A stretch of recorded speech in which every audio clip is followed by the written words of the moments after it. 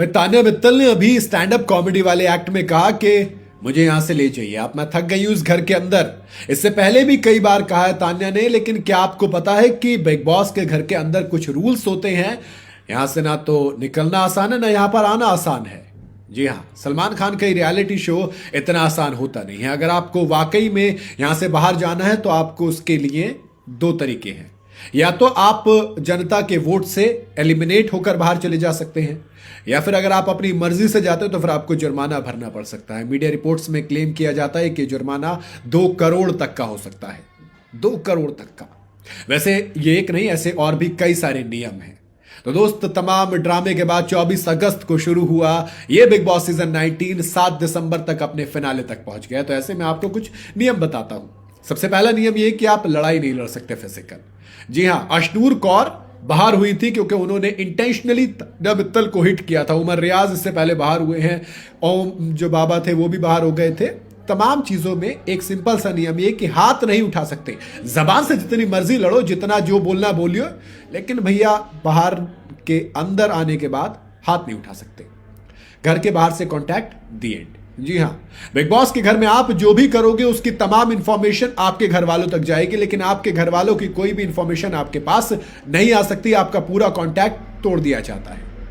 वहीं अगर कोई कंटेस्टेंट वाइल्ड कार्ड बनकर आता है तो उसको भी बाहर के बारे में डिस्कस करना अलाउड नहीं होता है। वो अपने लिए उसको इस इंफॉर्मेशन को इस्तेमाल कर सकता है, जैसा कि मालती चहर के पास मौका था। हालांकि उन्होंने उतने अच्छे से उसको इस्तेमाल किया नहीं।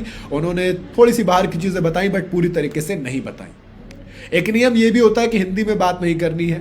हालांकि इस सीजन में यह नियम बेहद टूटा है। मैंने दबा के देखा, लेकिन बिग बॉस ने किसी को कुछ नहीं बोला, जबकि पिछले सीजन में ऐसा करने पर सजा दी जाती थी। इस सीजन में हमने खूब देखा कि कंटेस्टेंट इंग्लिश में बात कर रहे हैं, वरना पिछले सीजन में पहले वार्निंग दी जाती थी और वार्निंग के बाद भी जब नहीं मानते थे तो बिग बॉस राशन में काट देते थे, कुछ ना कुछ ऐसी सजा सुनाते थे जिसे देखकर लगता था कि हाँ भाई, नहीं माननी चाहिए बात।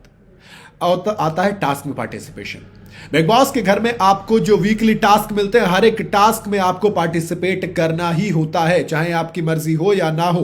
क्योंकि अगर आप ढंग से नहीं करोगे, हल्के मिलोगे, तब भी बिग बॉस को गुस्सा आ जाता है। जैसा नेहल के साथ हुआ था इस सीजन में, वो जिम वाला जो टास्क था।